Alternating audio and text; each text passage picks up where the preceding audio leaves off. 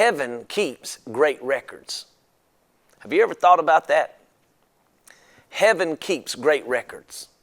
In other words, matter of fact, the Bible says this. The Bible says that a tear does not even fall from your cheek without God storing it up in a bottle. Think about that. He's wasted nothing. He keeps great records. He knows every time you've prayed. He knows every time you've prophesied. He knows every time you've worshiped. He knows every time you've sat there and praised Him, even when the enemy was shouting death and sickness, you praised Him anyway.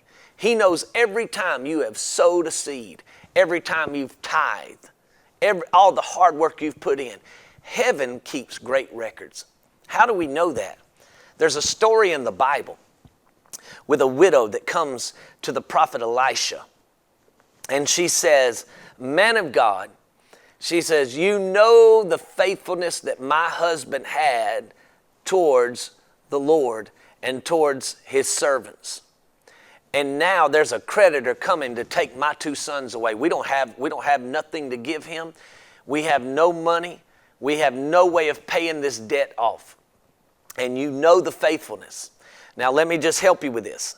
Many theologians believe that the man of God that she was talking about, or not talking to, but talking about, was Obadiah. Who was Obadiah?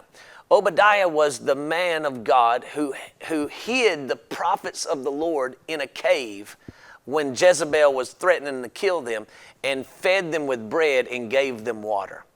I don't know, I'm not for sure about this, but he could have accrued that debt through feeding these prophets with bread and water in a time of famine. Well, that man dies. Now here's a widow coming to Elisha saying, "You know that my husband, who is dead now, you know what he did for the Lord. You know what he did for the kingdom. And now they're coming to take my 2 sons because we owe and we cannot pay." Now, what does Elisha say? Elisha says, "What do you have in the house?" She says, "All we have is a little jar of oil." He says, "Go find every empty vessel you can possibly find. Come back into your house, close the door behind you, and fill those empty vessels up with that little bit of oil you have." And the Bible says that they went and borrowed a bunch of empty vessels, brought them into the house, and she began to pour that oil. And that oil did not stop pouring until all the vessels were full and there was no more empty vessels to fill up. There was no more empty vessels to fill up. Now think about this. Elisha, she comes to the man of God and says, "Okay, this is what happened."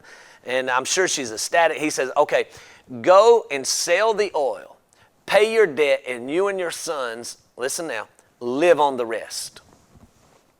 In other words, there was such a surplus, there was such an overflow that the provision did not just pay your debt.